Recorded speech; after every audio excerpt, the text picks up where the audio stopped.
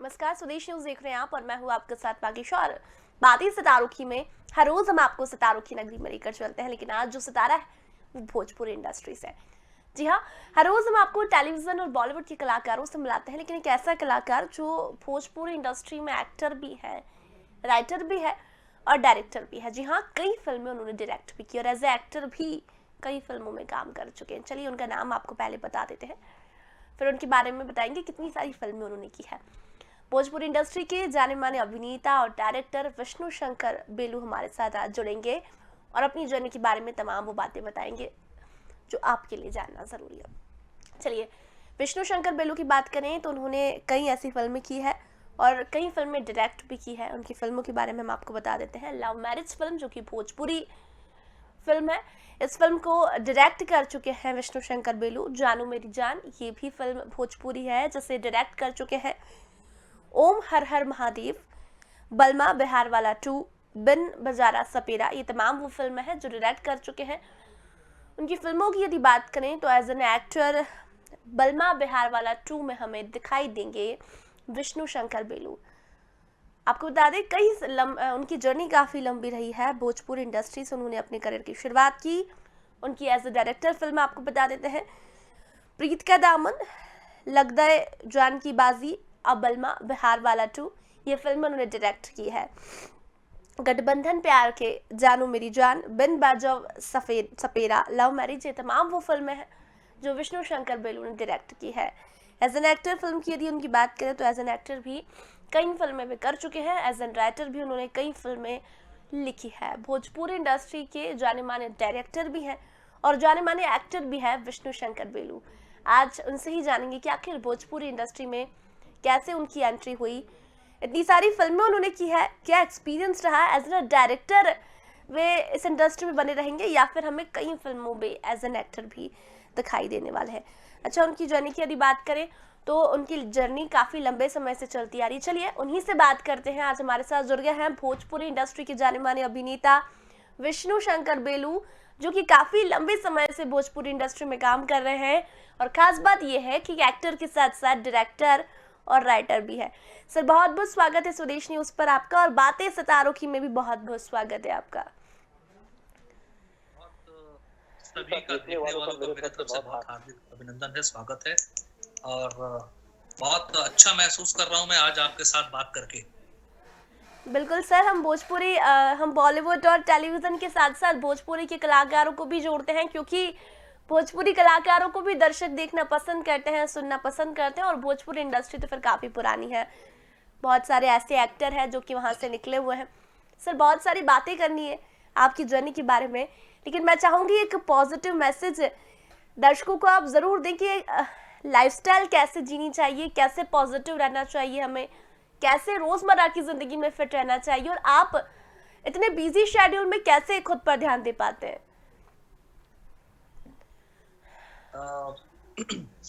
आपके सवाल के जवाब में मैं ये कहना चाहूंगा कि आप खुश रहिए, आप वो काम करिए जिसमें आपको आनंद आता है। दुनिया का कोई भी काम, जैसे मतलब आप अपने आप प्रोफेशन जिसको बनाते, जैसे मैंने अपने आर्ट को अपना आर्ट फील्ड चुना है, तो इसमें मैं कहीं ना कहीं आनंदित होता हूं, तो मैं इस फील्ड में हूं और लोगों को भी यही संदेश देता हूं कि आप जो भी कार्य करते हैं, आप जॉब करते हैं या बिजनेस करते हैं या जो भी आप आर्टिस्ट हैं, तो आप अपने काम को एंजॉय कीजिए, खुश रहिए। ये जीवन का मेरा संदेश है और इसी तरीके से आपसे किसी को परेशानी ना हो, आपसे किसी को दुख ना पहुंचे, इस बात का भी ख्याल रखें। तो यही मेरा संदेश है और क्या कहूँगा। बिल्कुल सर।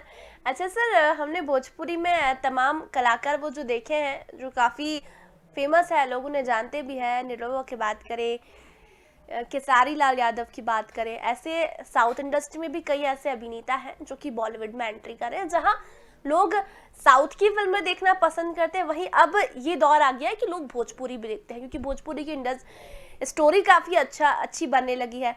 आपकी यदि बात करें और थोड़ा सा पीछे यदि रिकॉल करें, तो आपने कैसे सोचा कि भोजपुरी इंडस्ट्री में जाना है, भोजपुरी इंडस्ट्री का ही डायरेक्टर बनना है, उसी में एक्टर बनना है? देखिए मैं अपनी बात करता हूं तो आपको बता दूं कि मेरी मेरी शुरुआत जो है वो आरा शहर, मैं बिलोंग करता हूँ आरा शहर बिहार से, और हमारे हमारे वहाँ की भाषा ही है भोजपुरी, वहीं के मिट्टी में पला बढ़ा हूँ, और वही प्राथमिक शिक्षा हुई हमारी। और जैसे मतलब स्कूल टाइम से ही हमारा थिएटर रंगमंच से जुड़ गया, मैं शुरू हो गया हमारे स्कूल के कल्चरल एक्टिविटी में मैं हिस्सा लेता था। उसके बाद कॉलेज में आया तो मैं रंगमंच से जुड़ गया, तो हिंदी रंगमंच किया मैंने। बाद में मैं दिल्ली पहुंचा, Delhi song and drama division में एज एन एक्टर जॉब किया। क्योंकि मैं बिहार से था, ऊपर से आरा जिला भोजपुर से था, तो भोजपुरी मेरी मातृभाषा थी और लोगों से ज्यादा जल्दी कनेक्ट हो गया। तो रास्ता जो मुझे मिला, जो इंडस्ट्री में आने का, वो भोजपुरी के माध्यम से मिला। तो मेरी शुरुआत रही है एज एन एक्टर, और मैंने लगभग अभी 40+ फिल्में, मतलब लगभग 50 के आसपास फिल्में मैंने एज एन एक्टर की है। तो एक्टिंग करके मुझे काफी अच्छा लगा, आनंद आता रहा। मैंने एज ए हीरो भी शुरुआती फिल्मों में अभिनय किया है। बाद में मैं कई सारी फिल्मों में एज एन विलेन मैंने किरदार करना शुरू किया, और लोगों को बहुत पसंद भी आने लगा। इसी बीच संयोग बन गया निर्देशन का। चूंकि मेरा पृष्ठभूमि जो था वो रंगमंच से था, तो मैं हमेशा से, मेरी कोशिश रहती थी कि मेरी फिल्में जो है मनोरंजन के साथ कुछ ना कुछ संदेश दे। और ऐसा कहते हैं कि सिनेमा समाज का आईना है, तो मैं अपनी जो फिल्में जो बनाता हूँ बतौर डायरेक्टर, तो उसमें मेरी ये कोशिश रहती है हमेशा से, ये मैं चाहता हूँ कि मेरी फिल्म जो है एंटरटेनमेंट के साथ कुछ ना कुछ एक अच्छा संदेश दे के जाए। जी। तो एज एन डायरेक्टर, जैसा कि आपने बताया ही कि मैंने कौन कौन सी फिल्में की है, गठबंधन प्यार के, और बीन बजावे सपेरा, हीरो गमछा वाला मेरी एक फिल्म है जिसे लोग बहुत पसंद करते हैं, और बलमा बिहार वाला 2, और इसी के साथ जानू मेरी जान, लव मैरिज, ये सब तमाम फिल्में हैं। अभी मेरी कुछ बिफोर यू के लिए मैंने फिल्में की थी, प्रीत का दामन, जो कि अभी 2020 में टेलीविजन पे बहुत ही अच्छी रेटिंग की, और उसके सफलता के स्वरूप मैंने एक फिल्म किया बलमा बिहार वाला 2। तो ये दर्शकों का प्यार मिलता है। मुझे ये बहुत अच्छा लगता है जब ऑडियंस ये कहती है कि आपकी फिल्में बहुत साफ सुथरी होती है, नीट एंड क्लीन होती है, फैमिली के साथ देख के बहुत अच्छा लगता है। आपकी फिल्मों में जो इमोशंस होते हैं वो बड़े अच्छे होते हैं, कहानी बहुत सरल होती है। तो ये दर्शकों का प्यार मिलता है, मुझे अच्छा लगता। और चूंकि आपके सवाल के जवाब में यही कहूंगा कि मैं बिहार से था, भोजपुर से था, ये हमारी मातृभाषा है, मिट्टी की भाषा है, तो मैंने सोचा कि शुरुआत जो है इसमें इसी भाषा से की जाए, क्योंकि लोग हमसे ज्यादा जल्दी कनेक्ट हो जाते हैं। वहाँ के कल्चर के बारे में, वहाँ की संस्कृति के बारे में मुझे थोड़ी बहुत तो पकड़ है, जरूर कहूंगा। तो उसका उपयोग मैं अपनी फिल्मों में करता रहता हूँ। बिल्कुल सर, बात करें तो एज एन थिएटर, आपने कहा कि थिएटर से आपका काफ़ी जुड़ाव है, रंगमंच आपने किया है, तो थिएटर से अभी भी आपका वही लगाव है? थिएटर आप अभी भी करते हैं एज एन डायरेक्टर और एक्टिंग के साथ साथ? देखिए, थिएटर से मेरा बहुत ही गहरा लगाव रहा है, लेकिन चूंकि अभी मुंबई में रहने के कारण और फिल्मी जो हमारा जो सफर है वो जब से शुरू हुआ, तो थिएटर थोड़ा सा मेरे से छूट गया है। लेकिन अभी भी मौका मिलता है तो मैं नाटक की किताबें स्टडी करना, या कभी मौका लग गया तो अपने यार दोस्तों के प्ले देखने जरूर चला जाता हूँ। ऐसा संजोग नहीं बन पा रहा है कि मैं रंगमंच में बहुत एक्टिव हो पाऊं, क्योंकि मेरी जो शेड्यूल है बहुत, सच में आपने बताया कि बहुत हैट्रिक है। अभी फिल्में back to back as an director काफी हो रही है, तो व्यस्तता के कारण मैं थोड़ा रंगमंच को समय नहीं दे पा रहा हूँ। लेकिन रंगमंच से मेरा बहुत ही गहरा लगाव है, बहुत गहरा नाता है। सर, आपने कहा कि एज एन 50 फिल्में आपने की है एज एन एक्टर, और विलन का किरदार आपने निभाया है, तो आपको ये लगता है कि हाँ, आपका जो फेस है वो विलन के किरदार के लिए बना है? क्योंकि मुझे स्पेशली पता नहीं था, लेकिन जब मैंने आपको देखा तब देखते ही ऐसा लगा कि आई थिंक भोजपुरी फिल्मों में विलन हो सकते हैं। बिल्कुल सही पकड़ा आपने। और मैंने कुछ फोटोज भी वैसे ही भेजा था, मैंने कुछ विलन्स वाले। तो मैं देखिए, हृदय से तो मैं विलन हूं नहीं, ये तो सच बात है। और न ही मेरे अंतरात्मा से वैसे क्राइम वाले विचार होते हैं, लेकिन एक अभिनय है, अभिनय की प्रक्रिया है।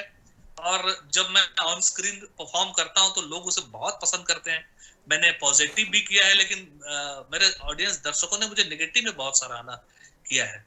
और बहुत ही अच्छा, मतलब कई बार ऐसा हुआ है कि मेरे शहर में जब सिनेमा हॉल में मेरी फिल्में लगती थी, तो ये हुआ है कि मैं फिल्म में विलेन, लेकिन मेरे एंट्री पे ताली मार देते थे ऑडियंस, हमारे शहर वाले जो मुझे जानते थे। जी। तो ये एक बड़ा अच्छा प्यार और उनका एक आशीर्वाद समझ लीजिए। बिल्कुल सर, बाकी कहते हैं आप ना, मेरी फिल्में देखिए तो आपको लगेगा कि मैं एज एन विलेन प्रूव कर सकता हूँ। बिल्कुल सर, मैंने कहा ना कि मैंने फोटो देखते मुझे लगा था कि आई थिंक विलन हो सकते हैं, क्योंकि फेस भी थोड़ा सा एज ए विलन के किरदार में सूट करता है।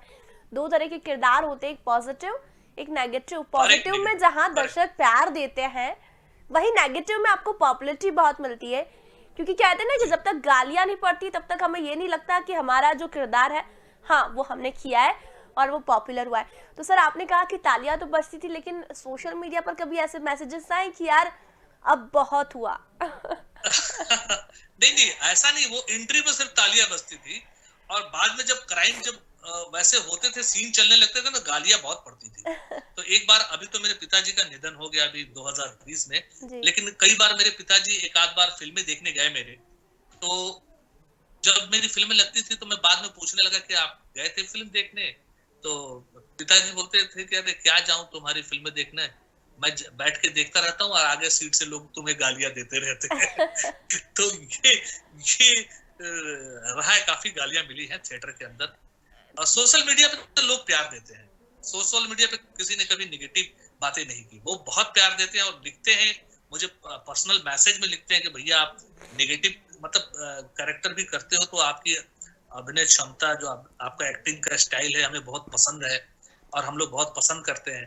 तो काफी पॉजिटिव मैसेज आते हैं मतलब सोशल सर, मीडिया आपको पे। भी लगता है कि नेगेटिव किरदार में आपको ज्यादा पॉपुलैरिटी मिलती है, या आपने इस इमेज से एक्चुअली क्या निकलने की होता है कभी कोशिश नहीं की? ना, मैं क्योंकि आपको बताना ये चाहूंगा जी।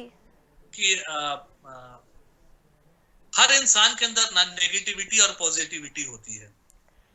तो इंसान तो जैसे आम जीवन में ज्यादातर मुझे लगता है कि सब पॉजिटिव ही है, लोगों की जो संख्या है ना पॉजिटिव ही है, जी। लेकिन उसके अंदर का जो नेगेटिविटी जब ऑन स्क्रीन दिखता है ना, तो कहीं ना कहीं इंसान आनंदित होता है। तो बिल्कुल। इसलिए वो कैरेक्टर प्रभावशाली भी होता है, उसके सीन्स बड़े अच्छे तरीके से, ट्रीटमेंटल तरीके से शूट किए जाते हैं। आप रामायण महाभारत ही देखें, तो जिस लैविश तरीके से रावण को प्रेजेंट किया जाता है या दुर्योधन को प्रेजेंट किया जाता है, और जिस तरीके से लाउड संवाद अदायगी करते हैं जो विलेंस होते हैं, या सिनेमा की बात करें तो गब्बर सिंह, मोगेम्बो, या इनके जो किरदार होते हैं, इनको एक अलग ट्रीटमेंट मिलता है, इनके अंदाज, एक एक स्टाइल को बहुत ही बारीकी से दिखाया जाता है, तो वो कहीं ना कहीं दर्शकों को बहुत प्रभावित करता है।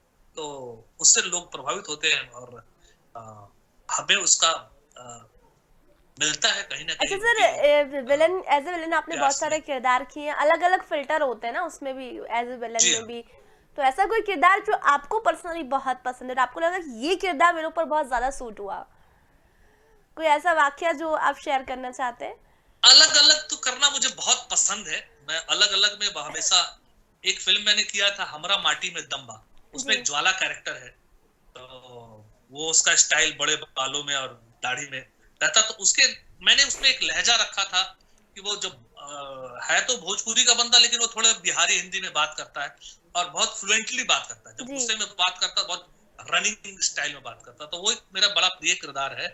और एक मेरा बहुत ही प्रिय किरदार है, मैंने अपनी फिल्म हीरो गमछा वाला में किया था, उसमें मैंने वो एक ऐसा कैरेक्टर मैंने डिजाइन किया था, वो स्क्रिप्ट में भी था वैसा, तो एक ऐसा गांव का कैरेक्टर है जो कि बहुत कम बोलता है, और उसके ना अंदर वो बहुत सारी निगेटिविटी चलती रहती है। जी। वैसे तो वो दिखता बहुत डरा डरा, सहमा सहमा है, लेकिन वो अंदर से वो बहुत ही शैतान है, बहुत ही कम डायलॉग है, वो थोड़ी साइको टाइप का है।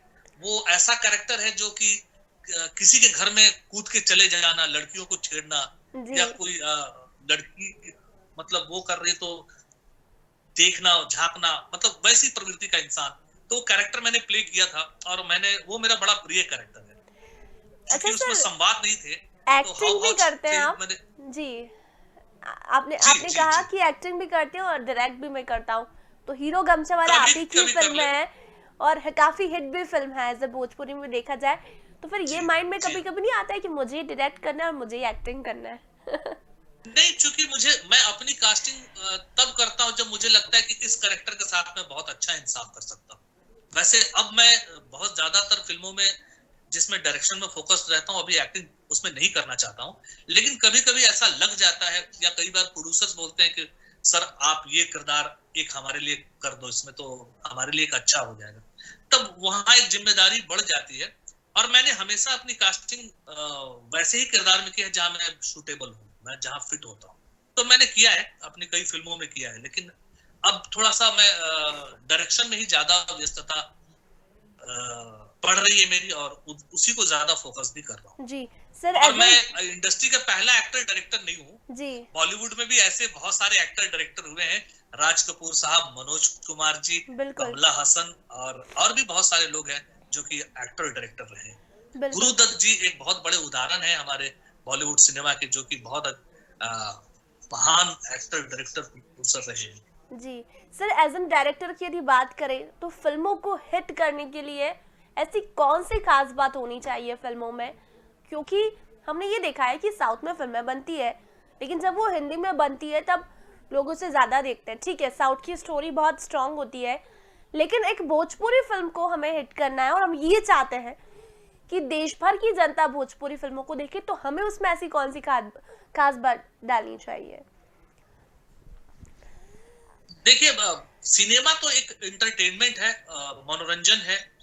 दर्शकों का मनोरंजन करना और मनोरंजन के माध्यम से एक अच्छा मैसेज देना, ये तो हमारा कर्तव्य है। हम सारे सिनेमा मेकर्स को इस पे ध्यान देना चाहिए। और रही बात की आपने कहा कि क्या खास बात होनी चाहिए, तो वो टाइम टू टाइम ना दर्शकों का टेस्ट भी बदलता रहता है, ये मैं कहूंगा। वो ऑडियंस का टेस्ट ना कभी कभी बहुत ज्यादा एक्शन की तरफ चला जाता है, तो आप देखेंगे कि इंडस्ट्री का जो ट्रेंड है, सभी लोग एक्शन फिल्में बनाने लगे। जब तो कभी कभी ऐसा ट्रेंड आ जाता है कि नहीं, रोमांटिक फिल्मों का दौर चल रहा है, जैसे 90s की बात करें तो बस सारे लोग रोमांटिक फिल्में बनाने लगते हैं। कुछ रियलिस्टिक फिल्मों का दौर चलता है तो सारे लोग रियलिस्टिक। तो ये टाइम टू टाइम ऑडियंस का टेस्ट चेंज होता है। तो मेकर्स को मैं यही कहना चाहूंगा कि सर्च करते रहे कि हमारे ऑडियंस, हमारे जो यूथ है, हमारे जो मेन ऑडियंस, हम किसको टारगेट कर रहे हैं, या हम महिलाओं को टारगेट कर रहे हैं, या फिर हम बच्चों के लिए फिल्में बना रहे हैं। तो जिस ऑडियंस को टारगेट कर रहे हैं, हमें फिल्म वैसी ही बनानी चाहिए, मैं यही कहना चाहूंगा। और जहां तक रहे कि हिट का मसाला, तो कुछ भी नहीं है। हिट का पैमाना क्या कह सकते हैं, कभी कभी दर्शकों पे ही छोड़ देना पड़ता है, इनको क्या अच्छा लगेगा। लेकिन हाँ, ये जरूर कहूंगा कि शिद्दत से किया हुआ काम, लगन से किया हुआ काम, एक अच्छी प्लानिंग के साथ किया हुआ काम आपको हमेशा सक्सेस दिलाता है। अच्छी कहानी, अच्छी पटकथा, अच्छी कास्टिंग। जी मतलब सिनेमा में मैं ये कहना चाहूंगा कि अगर पात्र जैसा लिखा हुआ है और वैसे ही कास्टिंग हो जाए, तो 60% काम तो डायरेक्टर का और ऑडियंस का वहीं सॉल्व हो जाता है। जी अगर डायरेक्टर ने कल्पना की है कि हमारा गब्बर सिंह ऐसा होगा, तो वैसा दिखना चाहिए। गब्बर सिंह, अमजद खान साहब, जब उनकी कास्टिंग हुई थी, वो कोई बहुत बड़े स्टार नहीं थे, लेकिन वो कास्टिंग बहुत परफेक्ट थी। उन्होंने किरदार के साथ इंसाफ किया। तो अब ऐसे ही बाहुबली जैसी फिल्में बन जाती हैं, अच्छी प्लानिंग, अच्छी स्क्रिप्ट, अच्छे कास्टिंग और अच्छे से शूट, तो शिद्दत से किया हुआ काम हमेशा सफल होता है। बिल्कुल बिल्कुल सही सर, आपने कहा कि शिद्दत से किया हुआ काम सफल होता है, लेकिन आगे आने वाले समय में भोजपुरी इंडस्ट्री को आप कैसे देखते हैं? क्योंकि धीरे धीरे साउथ की आगे इंडस्ट्री आने वाले बहुत समय ज्यादा में ऊपर बहुत जा बड़ा रही है, बदलाव होने वाला है। उसकी स्टोरी लोग बहुत क्या पसंद पूछा? कर रहे हैं साउथ की। तो ऐसे एज ए भोजपुरी इंडस्ट्री की बात करें तो आप कैसे देखते हैं उसका फ्यूचर? देखिए, अभी बदलाव तो आ रहा है, काफी बदलाव आ रहा है। देखिए, दौर भोजपुरी सिनेमा का अगर दौर देखे, अगर पुरानी फिल्मों का दौर देखे, जब नाजिर हुसैन साहब जब फिल्में बनती थी, गंगा किनारे मोरा गांव, या फिर गंगा मैया तुहे पियरी चढ़ी, वो दंगल, माई, इस तरह की जो फिल्में बनती थी, तो वो एक दौर था जहां पे कहानी के पृष्ठभूमि इमोशनल होती थी, पारिवारिक होती थी, पारंपरिक गांव घर की कहानी होती थी। फिर बदलाव आया, मनोज तिवारी, दिनेश लाल यादव जी, पवन सिंह और खेसारी लाल, ये दौर आया, बहुत कमर्शियल दौर आया। कमर्शियल, जहां पे हमारा हीरो जो है बहुत एक्शन करता है, एक साथ 50 लोगों के साथ फाइट करता है, हाई वोल्टेज ड्रामा, मतलब लाउड एक्टिंग करता है, मतलब वीरों का वीर है। तो ये भी दौर था, ये चल रहा है। लेकिन अभी जो आने वाला दौर है, जो आपने पूछा कि मैं भोजपुरी सिनेमा को कहाँ देख रहा हूँ, तो मैं ये कहना चाहूंगा कि इस अभी जो है बहुत सारे प्रयोग हो रहे हैं। हमारे इंडस्ट्री में भी हमारे साथी जो डायरेक्टर्स हैं, जो मेकर्स हैं, वो बहुत अच्छा वर्क कर रहे हैं। काफी अच्छी अच्छी कहानियों पे काम चल रहा है, और मुझे लगता है कि धीरे धीरे आने वाला जो भविष्य है वो बहुत अच्छा हो जाएगा। थोड़ी सी प्रॉब्लम हमें एक भोजपुरी सिनेमा में ये होती है कि हमारे पास ना बजट की बहुत लिमिटेशन होती है। हमें वो कम बजट में ही ना बहुत कुछ करना होता है। हमारे जी पास साउथ की जितना, जैसे साउथ की फिल्में बनती है, उतना बिग बजट नहीं होता है। जी उसके मतलब उसका 1% कह सकते हैं, 1% या 2% बजट में हमें सब कुछ दिखाना होता है। हम ये तो मैं लोहा मानता हूँ भोजपुरी मेकर्स का। मैं जी। भोजपुरी डायरेक्टर्स को भी सैल्यूट करता हूँ, जो इतने कम टाइम में, अब तो ऐसा होने लगा कि 2 से 3 महीने में फिल्म बन के रिलीज, क्या बात है। मतलब 20 दिन में, 25 दिन में लोग पूरी फिल्म शूट कर लेते हैं, और बाकायदे अच्छी प्लानिंग के साथ। तो बिल्कुल ये सर, सैल्यूट है, जिस ये तरह कोई से हर हम कोई नहीं कर पाएगा। भोजपुरी कलाकारों को देख रहे हैं, निरहुआ की एज आप तो एज एन एक्टर है, बट एज एन डायरेक्टर की नजर से हम यदि देखें तो निरहुआ है, आम्रपाली है, खेसारी लाल यादव है, दिनेश यादव है। ये एक ऐसे कलाकार है जो भोजपुरी इंडस्ट्री को आने वाले समय में टॉप पर ला सकते हैं, क्योंकि हमने रविकिशन और मनोज तिवारी की यदि बात करें तो उन्होंने आज भोजपुरी इंडस्ट्री को कहीं ना कहीं हम ये कहें कि इस मुकाम पर पहुंचाया है। तो आने वाले जो यूथ है हमारे, ये भी भोजपुरी इंडस्ट्री को एज एन टॉप पहुंचाएंगे अगर आप डायरेक्टर की नजर से देखें, और मैं जहां तक देख पा रही हूँ। आपने सही कहा है कि मतलब कि जो स्टार्स होते हैं उनके हाथ में तो बहुत कुछ होता है, क्योंकि वो हमारे ऑडियंस को, हमारी जनता को लीड करते हैं। बिल्कुल। और पब्लिक जो है उसमें अपनी छवि देखती है। जिस तरीके से अमिताभ बच्चन, दिलीप कुमार की बात करें, तो ऑडियंस या उनको अपना स्वरूप मानती थी। तो वैसे ही आज मैं ये जरूर कहूंगा कि दिनेश लाल यादव जी हुए, चाहे पवन सिंह हुए, चाहे खेसारी लाल यादव हुए, इसमें कहीं ना कहीं ऑडियंस अपने आप को देखती है। तो इनके हाथ में तो ये बात है, और इनके ऊपर जिम्मेदारियां बढ़ती भी है। तो मेरा संदेश भी है आपके इस इंटरव्यू के माध्यम से, कि उन्हें इस तरफ बहुत गहरी सोच रखनी चाहिए। और मैं ये कहना चाहूंगा कि जरूर हमारे ऑडियंस के लिए, समाज के लिए कुछ अच्छी फिल्में जरूर करें, ताकि अच्छा संदेश जा सके। अच्छा सर, भोजपुरी इंडस्ट्री एक ऐसी इंडस्ट्री है जो यूथ को काफी मौका देती है, क्योंकि ज्यादातर हमने एक्टर्स जी देखे हैं जिन्होंने कहा है हमसे कि भोजपुरी इंडस्ट्री से हमने शुरुआत की है। हम ठीक है बुंदेलखंड एमपी से थे, बहुत सारे ऐसे कलाकार अच्छा। हमसे हमारे साथ जुड़े जिन्होंने कहा कि भोजपुरी इंडस्ट्री से शुरुआत की, फिर हिंदी फिल्मों में आए। तो भोजपुरी इंडस्ट्री एक ऐसी इंडस्ट्री जो यूथ को काफी मौका दे रही है। बिल्कुल देती है, बिल्कुल देती है। मैं पर्सनली अपनी बात कहूं, मैं एक ऐसा डायरेक्टर हूं जो मैं हमेशा यूथ के साथ काम किया। मैंने जहां तक स्टारों के साथ काम किया, बड़े स्टार्स के साथ, वहीं पे मैंने फ्रेशर्स के साथ भी काम किया है। वो चाहे हीरो हो, हीरोइन हो, या कैरेक्टर आर्टिस्ट हो।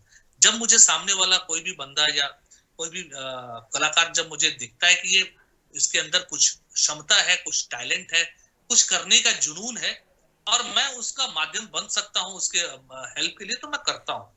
और सोशल मीडिया के माध्यम से भी बहुत सारे जो हमारे फॉलोअर हैं, हमारे जो यूथ हैं, वो कनेक्ट रहते हैं, और उनके सवाल होते हैं, तो मैं कोशिश करता हूँ कि उनका सही मार्गदर्शन दूं।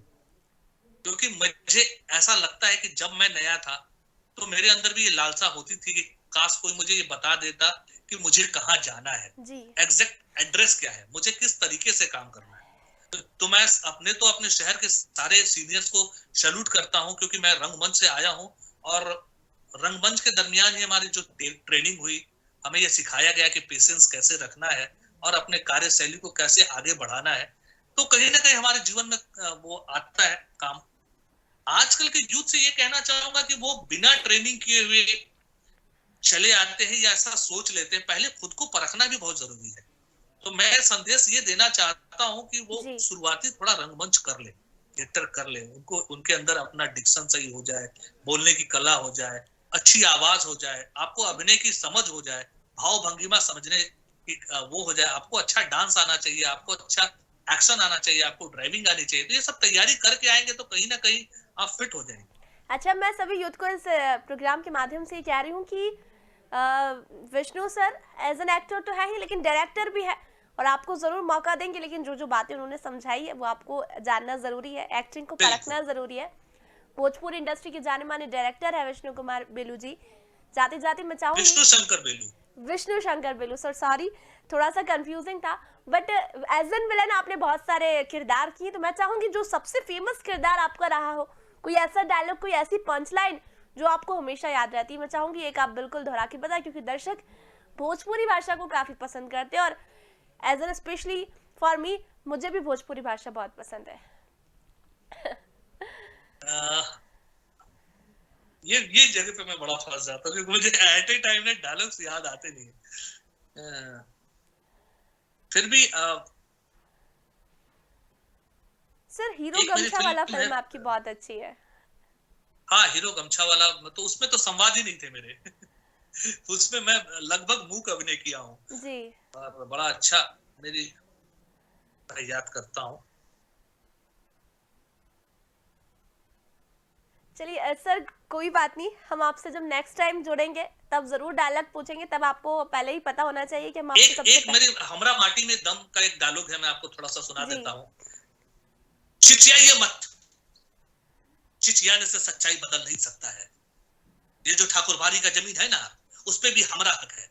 ये खेत खलिहान बगीचा, इस सब पे मेरा हक है। आप क्या समझते हैं किसी कौड़ी के दाम पर हम बेच देंगे? ये आपकी गलत फहमी है, हम ऐसा हरगिज नहीं होने देंगे। ऐसे ही कुछ डायलॉग था, मुझे थोड़ा याद आया तो मैंने आपको बता दिया। जी सर, बहुत बहुत धन्यवाद डायलॉग के लिए और बहुत बहुत धन्यवाद स्वदेश न्यूज़ से जुड़ने के लिए और बातें सितारों की में इतनी सारी बातें करने के लिए। तो बहुत सारी फिल्में इनकी आने वाली है, सोशल मीडिया पर आपको जरूर पता लग जाएगा। लेकिन ये है भोजपुरी इंडस्ट्री के जाने माने एक्टर जो कि 50 फिल्में कर चुकी है और एज एन डायरेक्टर भी काफी फेमस है। तो फिलहाल बातें सितारों की में इतना ही, जल्दी लौटेंगे एक नए सितारे के साथ। देखते रहिए स्वदेश न्यूज़। नमस्कार।